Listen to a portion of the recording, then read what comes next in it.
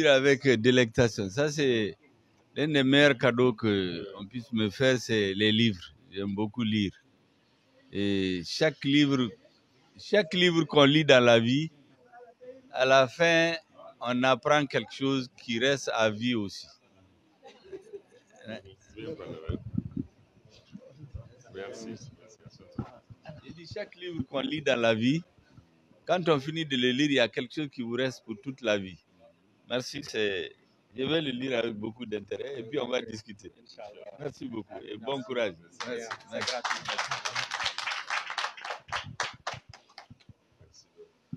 Merci beaucoup. Merci bien. Mesdames et messieurs, les membres du comité stratégique du M5 RFP, chers militantes et militants qui sont là avec nous, c'est pour moi un grand honneur de vous recevoir aujourd'hui pour recevoir les vœux à l'occasion de la fête de Ramadan. En réalité, au-delà des vœux, je crois qu'il y a des messages forts que vous venez de faire passer et qui me vont droit au cœur. Je venais tout de suite avant vous de recevoir des responsables politiques, des femmes et des jeunes auxquels j'ai dit que moi je ne suis plus aujourd'hui seulement le président du MPR, pas seulement le président du FSD, mais surtout le président du comité stratégique du M5RF. Parce que pour retracer l'histoire comme elle est, là où je suis aujourd'hui, c'est Dieu qui l'a voulu. C'est le comité stratégique du M5RFP qui a décidé et le président de la transition a entériné. Donc c'est les trois acteurs qui sont à la base de ma présence au poste de Premier ministre. Et j'ai ajouté qu'aujourd'hui, en vérité, j'agis au nom de l'ensemble des forces du changement, même celles qui ne sont pas nominalement ou administrativement au sein du M5. C'est leur combat que je porte avec le soutien du président de la transition et votre soutien. Nous devons faire en sorte que toutes les forces politiques et sociales qui se reconnaissent dans le processus du changement deviennent, s'ils ne sont pas, des partenaires de combat du M5. Parce que la bataille que nous devons mener, le M5 seul ne peut pas le réussir.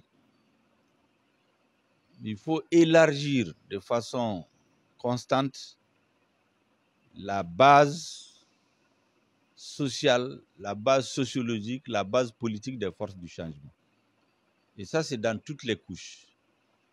Dans les partis, les associations, l'armée, les fêtières, toutes les personnes et toutes les forces politiques et sociales qui sont d'accord pour mettre la sécurité comme priorité numéro 1 pour le gouvernement, qui sont d'accord pour rendre irréversibles les processus de réforme politique et institutionnelle, qui sont d'accord pour une lutte implacable contre l'impunité et la corruption, qui sont d'accord qu'on crée les conditions d'élections transparentes et crédibles, qui sont d'accord enfin pour que l'application de l'accord pour la paix et la réconciliation nationale puisse se faire, comme nous avons dit, de façon intelligente, mais ça veut dire qu'il ne faut jamais poser un acte qui peut conduire à moyen et long terme, sinon même à court terme, à la partition de notre pays. Il ne faut jamais poser un acte dans le processus de mise en œuvre de l'accord, des actes qui peuvent conduire à remettre en cause le caractère laïque républicain de notre État, à remettre en cause la souveraineté de l'État malien sur l'ensemble du territoire et son indivisibilité en tant que pays et nation. Au-delà de ces considérations, tout le reste peut se négocier, c'est des questions techniques et de gouvernance. Donc toutes les forces politiques et sociales, même celles qui ne sont pas nominalement dans l'IMC, mais qui sont d'accord avec ces principes, sont nos alliés objectifs. Nous devons donc travailler avec ces forces et c'est ça, je pense, l'une des grandes missions d'IM5 dans les semaines et les mois à venir. Parce que c'est avec une telle force qu'on rendra le processus du changement irréversible. Pour qu'à la fin de la transition, il y ait le moins d'incertitude possible sur qu'est-ce qui va se passer après. Il faut que les forces du changement créent une dynamique telle que rien ne pourra rendre réversible le processus du changement. Ça, c'est la grande mission du M5. Mais avant de dire tout ça, il faut remercier les jeunes du M5, les femmes du M5. Je me souviens toujours des nuits, du jour où on a décidé de passer la nuit à la place de l'indépendance. Il y a eu un grand débat au sein du comité stratégique. Certains étaient d'accord, d'autres n'étaient pas d'accord. Finalement, on a dit, on y va, on verra. Sur place, ceux qui n'étaient pas d'accord ou convaincus sont partis. D'autres, à cause de leur âge, ne pouvaient pas tenir plus longtemps. Mais les jeunes et les femmes ont relevé le défi. Parce que ce jour-là, on nous a dit non, ce n'est pas dans notre culture de rester longtemps dans la rue. Les femmes et les jeunes sont restés. Personnellement, j'ai toujours été convaincu que notre lutte allait aboutir. Les jeunes sont là chaque fois qu'ils étaient découragés. Quand ils venaient me voir, je leur dis de tenir, on va gagner. Mais c'est ce jour-là que j'ai été convaincu par la détermination des jeunes et des femmes que rien ne pourra arrêter ce mouvement-là. Donc si le processus du changement a pu opérer sa première étape, c'est-à-dire le changement du 18 août, puis la rectification, c'est grâce aux jeunes et aux femmes. Ça, c'est quelque chose qu'il faut leur reconnaître, qui ne peut pas être discuté.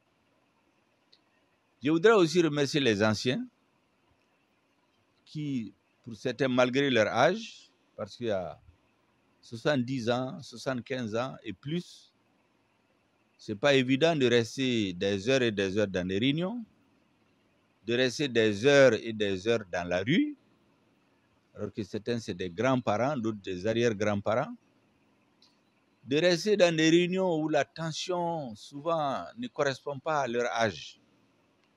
Ils ont supporté tout ça, mais surtout, ils ont pu faire jouer au comité stratégique son vrai rôle. Comité stratégique, c'est-à-dire fixer les grandes orientations stratégiques, les grands objectifs à atteindre. Ça, je pense que les anciens l'ont fait avec brio et ils ont accompli leur mission de génération. Mais ces idées, pour la plupart des anciens, existaient en nous, chacun dans son parti, dans son association, depuis des années. Mais pour qu'elles puissent être réalisées, il a fallu une force de frappe, une force d'organisation, une force active. Ça, c'est les jeunes et les femmes. Donc, je voudrais aussi saluer les anciens qui ont subi beaucoup, souvent, la colère des jeunes. Ce n'était pas normal à leur âge qu'il y ait certains bruits dans une réunion où ils sont. Mais tout cela a été accepté au nom de la lutte, au nom de l'objectif que nous visons. Maintenant, nous, notre objectif, le président et nous-mêmes et tout le gouvernement, c'est vraiment rester collé à ces 5 objectifs. Pas plus tard que ce soir, vous allez entendre une déclaration où nous avons décidé de rompre l'accord militaire avec la France.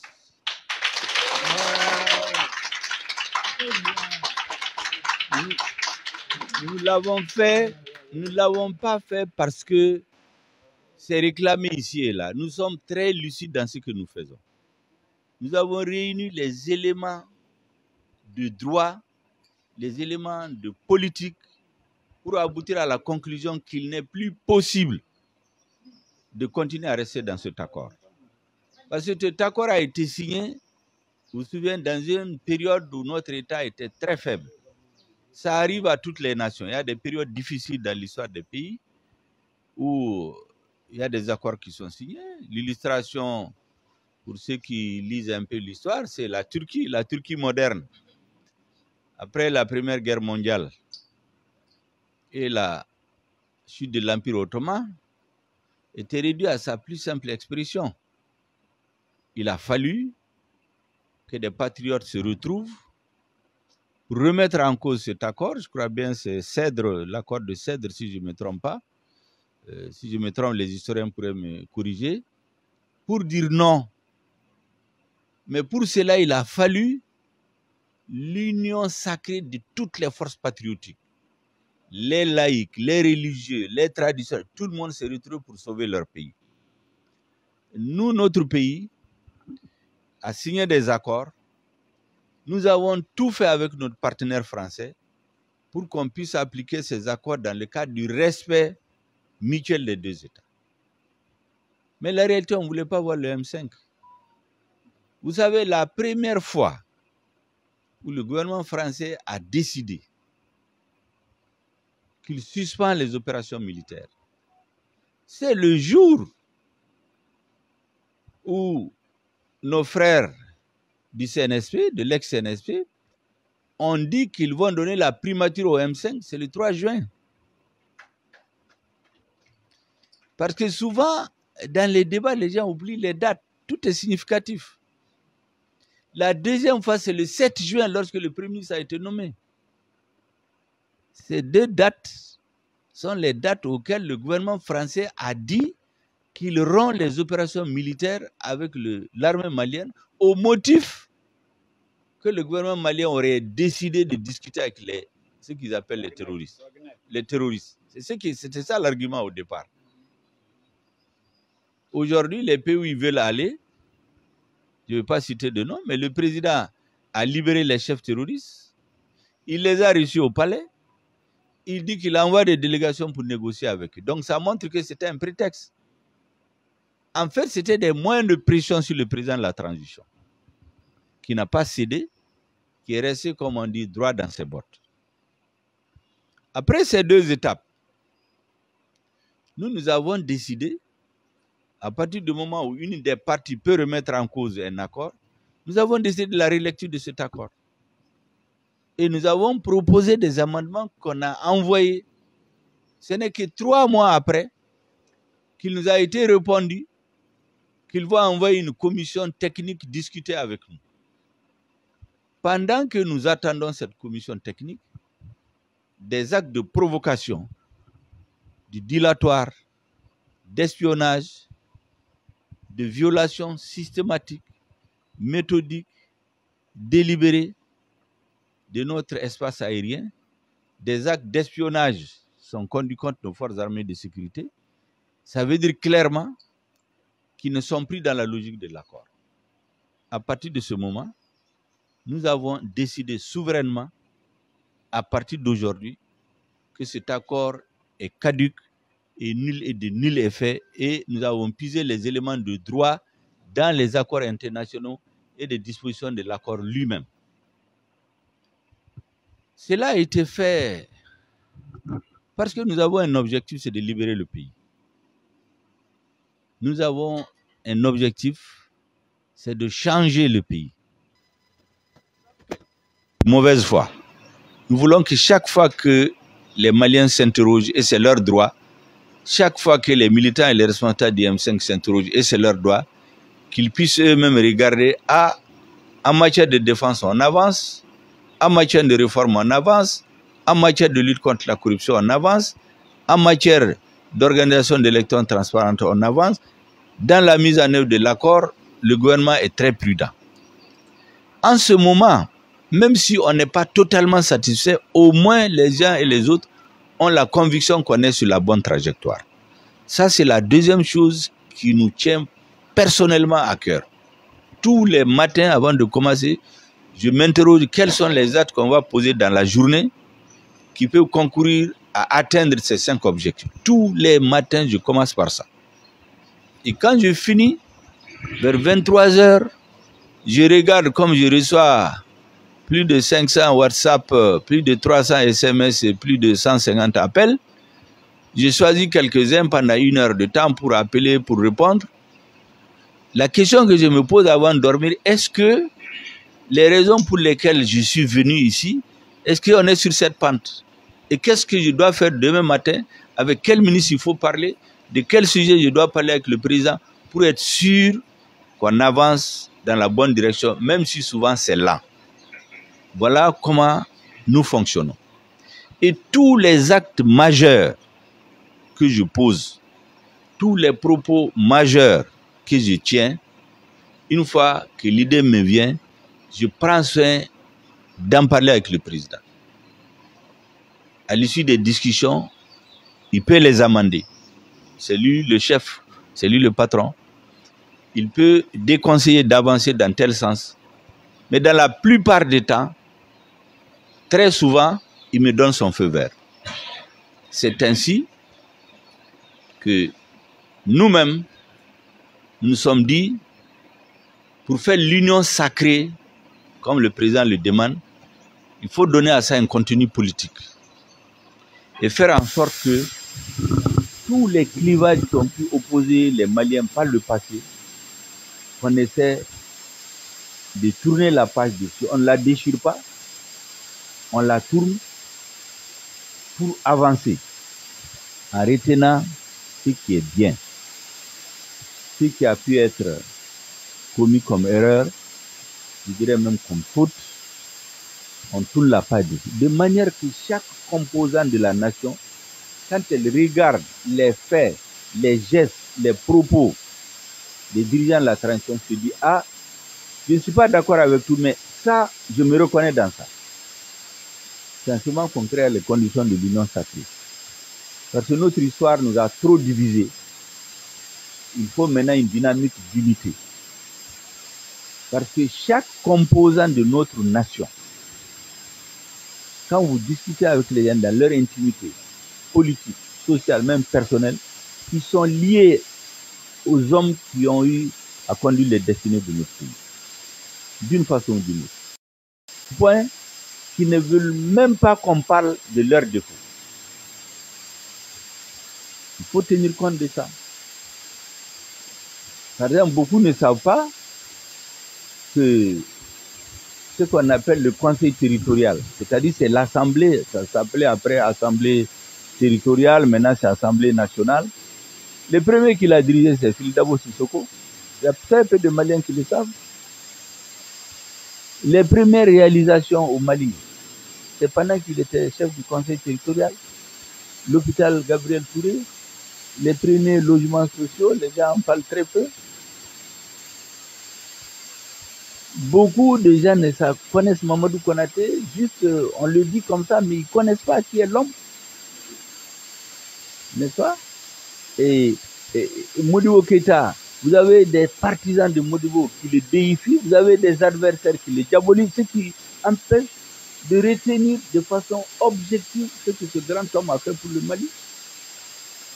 On a décidé petit à petit d'effacer ces aspérités et retenir ce qu'ils ont fait de bien. Et je vais vous dire 2 choses qui m'ont beaucoup marqué pendant ma tournée d'hier. 2 à 3 choses. La famille de Phil Dabo me dit qu'ils ont pardonné. Et Amadou Ndiko. Que eux, ils sont avec le RDA dans une construction d'union des cœurs et des esprits des Maliens. Ils vont même prendre des initiatives. Quand je suis allé dans la famille du président Modibo Keïta, sa famille m'a dit que là où Modibo est aujourd'hui, ce que vous êtes en train de faire, il est très heureux de ça. Parce que vous êtes en train de travailler à restituer au Mali son honneur et sa dignité. Et c'était ça le vœu et le discours du président Modibo Keïta.